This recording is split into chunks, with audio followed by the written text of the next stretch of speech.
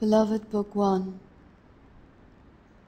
would you please talk about the sadhana based on holding as much as possible onto the I thought or the sense I am, and on asking oneself the questions, who am I? Or from where does this I arise? In what way does this approach to meditation differ from that of watching the gaps between one's in-breath and out-breath? Does it make any difference whether one witnesses the breath focusing on the heart center or on the lower belly center?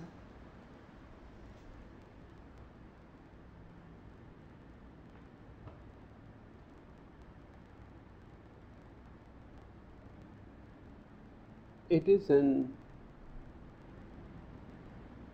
ancient method of meditation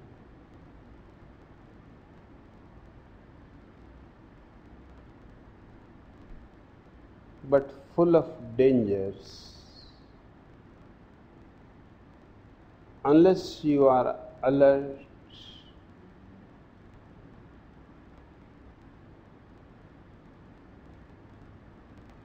more possibility is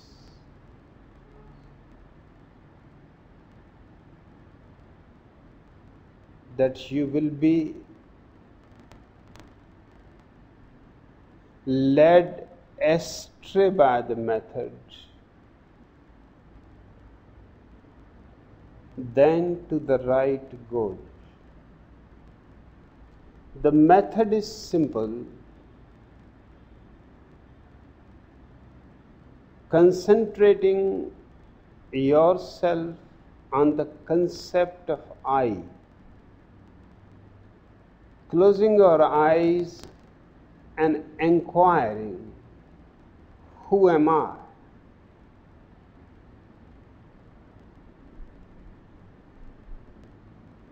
The greatest problem is that when you ask, who am I?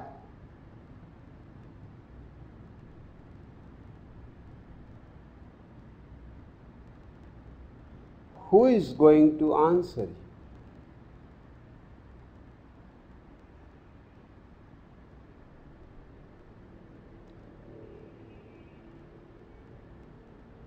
Most probably, the answer will come from your tradition, from your scriptures, from your conditioning. You have heard that I am not the body, I am not the mind, I am the soul, I am the ultimate Brahma, I am God. All these kinds of thoughts that you have heard before. You will ask few times, who am I? Who am I? And then you will say, I am ultimate Brahma. And this is not a discovery.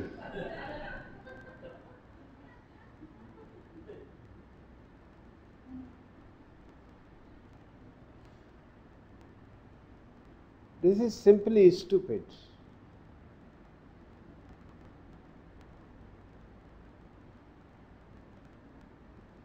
If you want to go rightly into the method, then the question has not to be verbally asked. Who am I? Has not to be repeated verbally, because as long as it remains a verbal question, a verbal answer from the head will be supplied.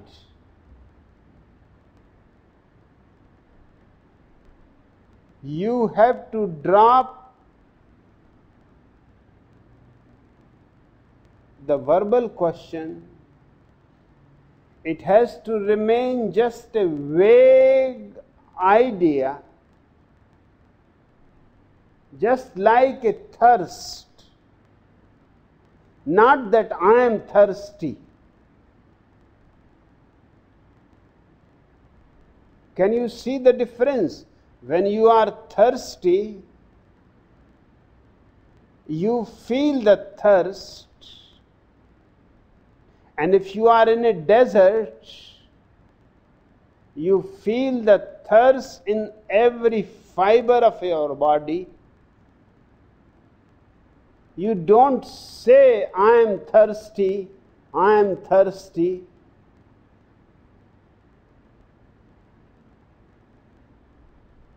It is no more a linguistic question. It is existential. If who am I is an existential question, you are not asking it in language, but just the feeling of the question is settling inside your center.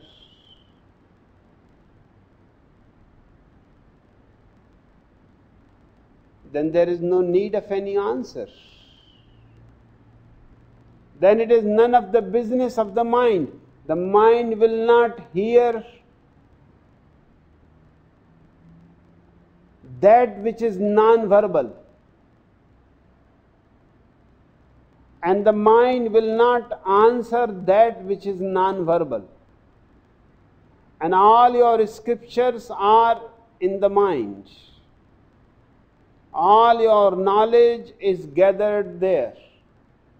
Now you are entering into an innocent space. You will not get the answer. You will get the feel. You will get the taste. You will get the smell.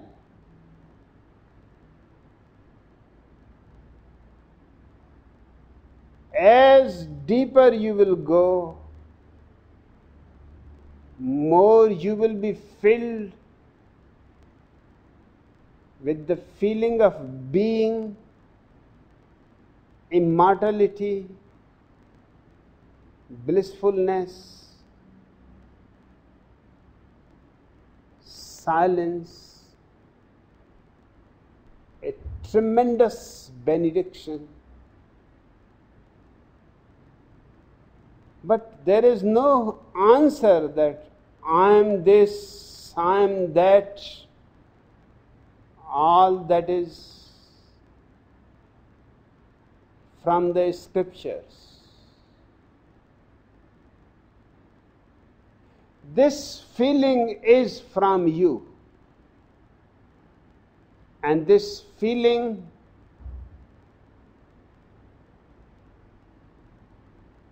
has a truth about it.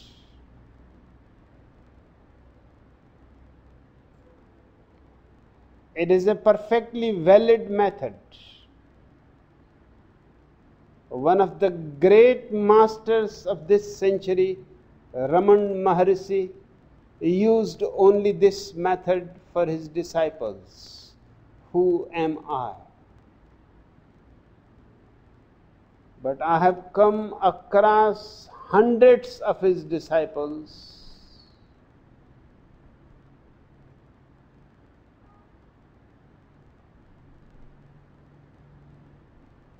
they are nowhere near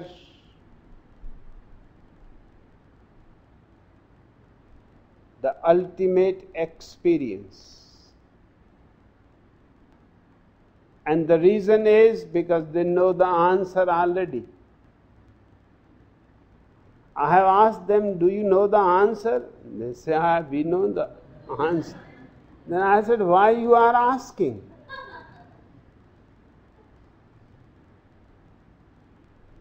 If you know the answer, then why are you asking? And your asking cannot go very long, just 2-3 times, and the answer comes. And the answer was already there before the question. So it is just a mind game. If you want to play it, you can play it.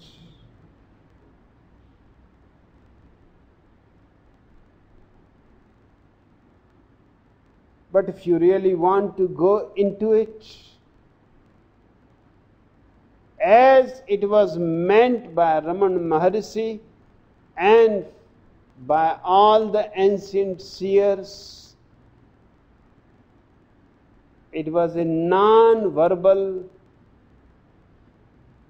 thirst.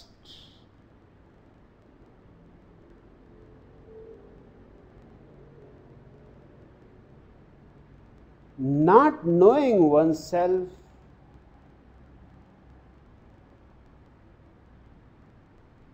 hurts. It is a wound.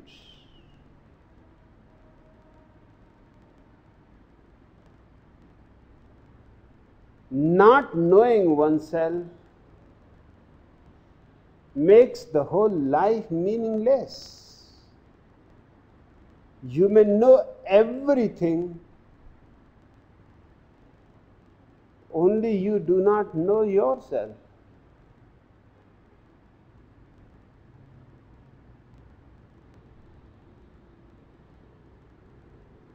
And that was the first thing to know.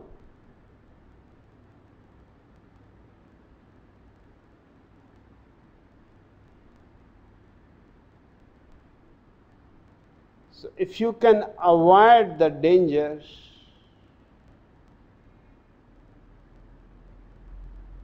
of falling into a verbal question,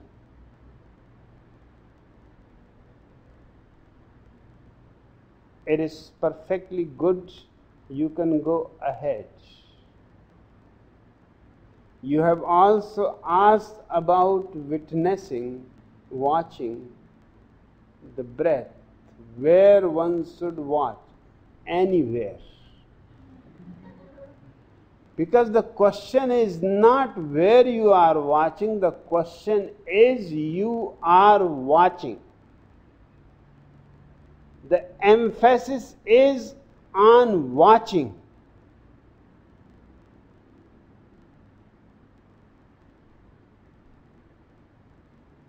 Watchfulness, all those points are just excuses.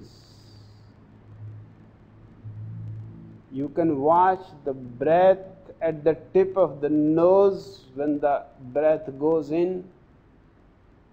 You can watch it while it is going in.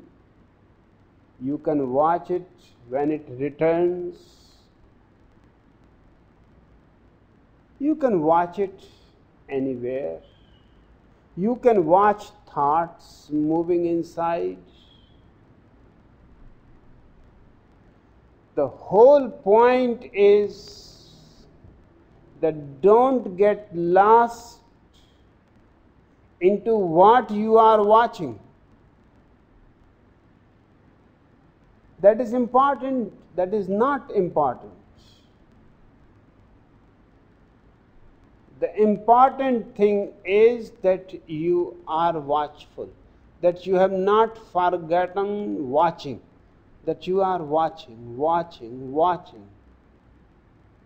And slowly, slowly, as the watcher becomes more and more solid, stable, unwavering,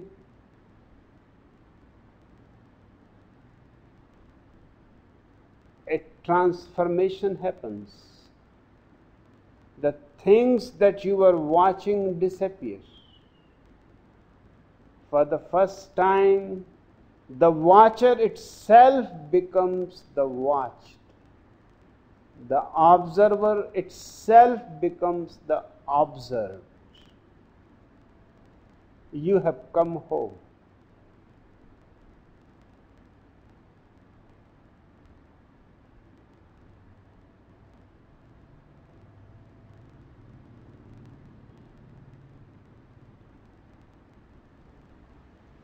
Beloved Bhagwan, I have not expected anything from you, yet you have tricked me and given me some beautiful things. Is there anything a sannyasin has to ask, or does everything happen on its own?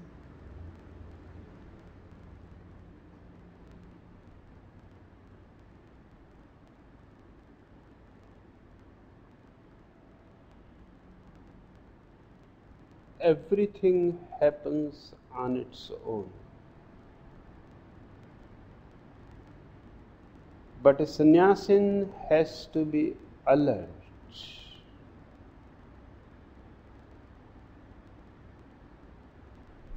Not to miss the train. The train comes on its own.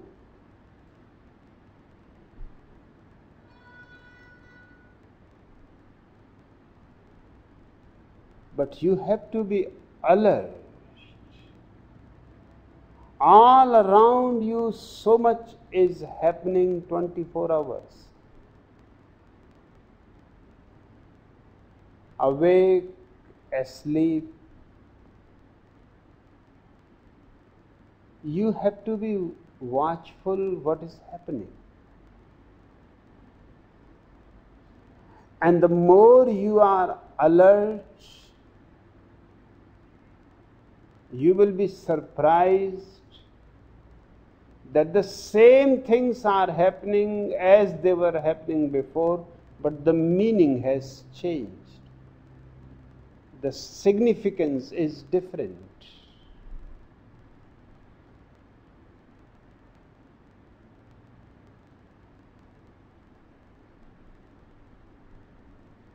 The rose flower is the same, but now it is radiant, surrounded by some new energy that you were not aware before. A new beauty.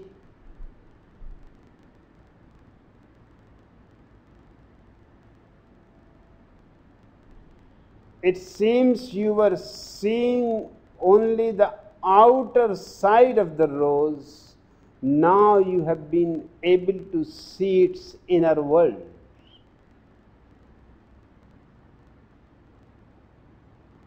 You had watched the palace from the outside. Now you have entered into the innermost chambers.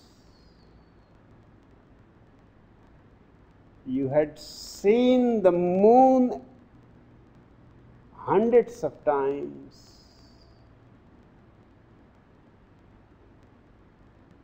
But when you see it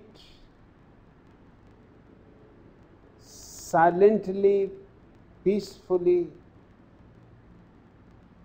meditatively, you become aware of a beauty that you were not aware before.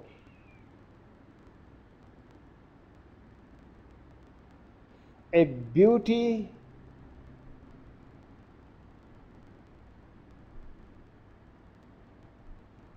that is not available ordinarily, for which you need to grow some insight, and in silence, in peace, that insight grows. I have always been thinking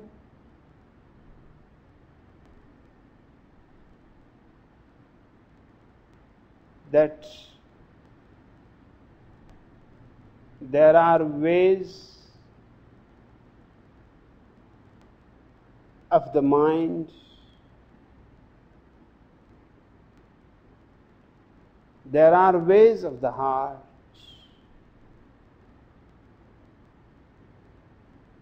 they need not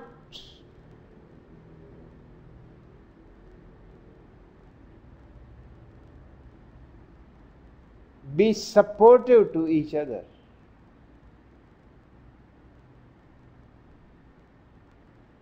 And if it happens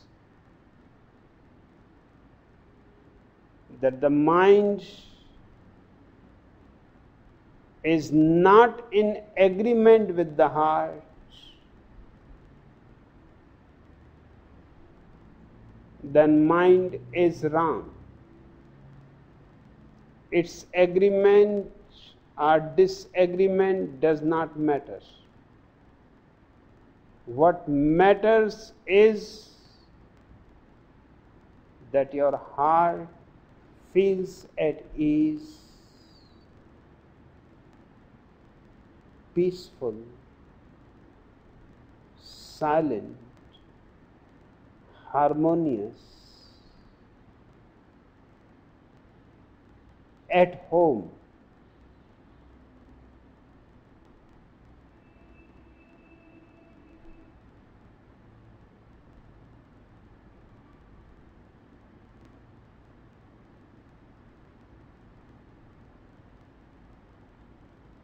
We are trained for the mind, so our mind is very articulate,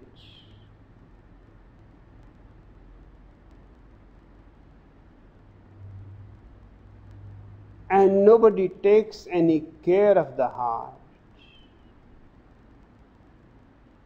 In fact,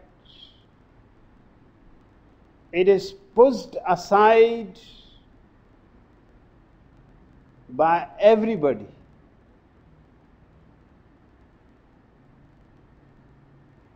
Because it is of no use in the marketplace. It is no use in the world of ambitions, no use in politics, no use in business.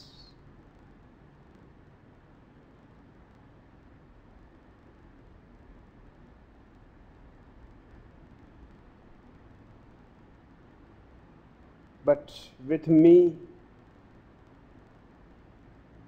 the situation is just the opposite. The mind is of no use.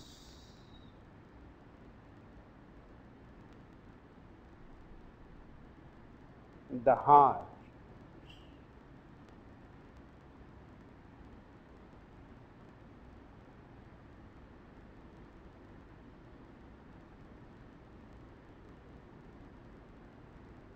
Everything happens. Just your heart has to be ready to receive it.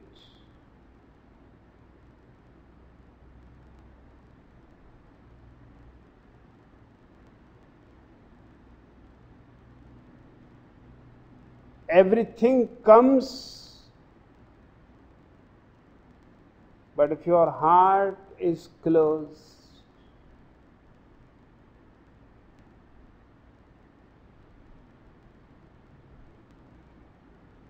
the secret laws of life are such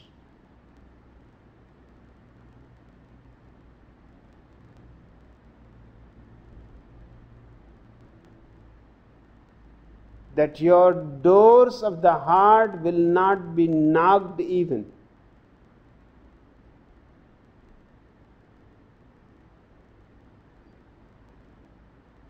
Existence knows how to wait. It can wait for eternity.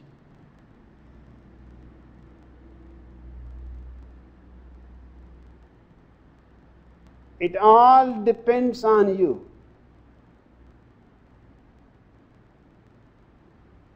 Everything is ready to happen any moment. Just open all your doors, all your windows.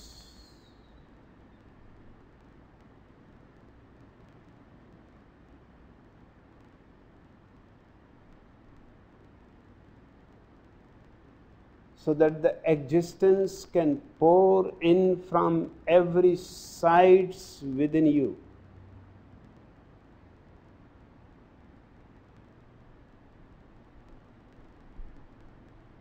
There is no other God than existence. And there is no other paradise than your very being. When existence pours into your being, paradise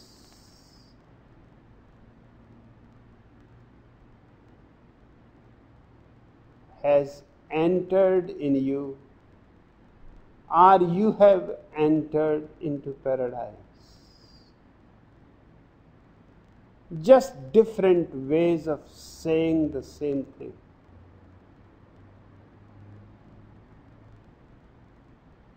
But remember,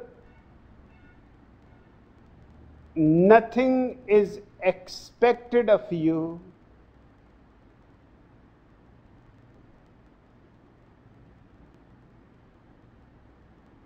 all the religions have been telling to you for centuries that you have to do this, you have to do that, and you have to be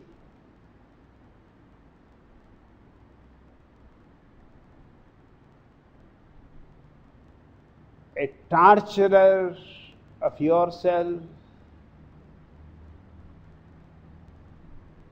that you have to renounce pleasures, that you have to fight with your body, that you have to renounce the world. The Buddhist scriptures have 33 million principles that a sannyasin should follow. It is almost impossible to remember them. Following is out of question.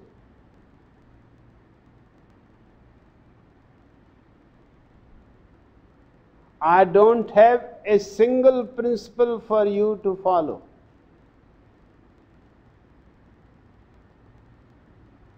Just a simple understanding that it is your life,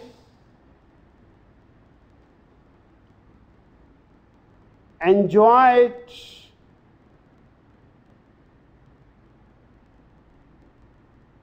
allow it to sing a song in you, allow it to become a dance in you.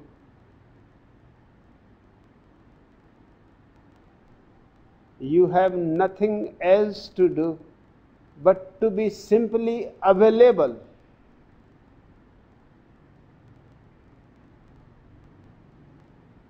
And flowers are going to shower on you.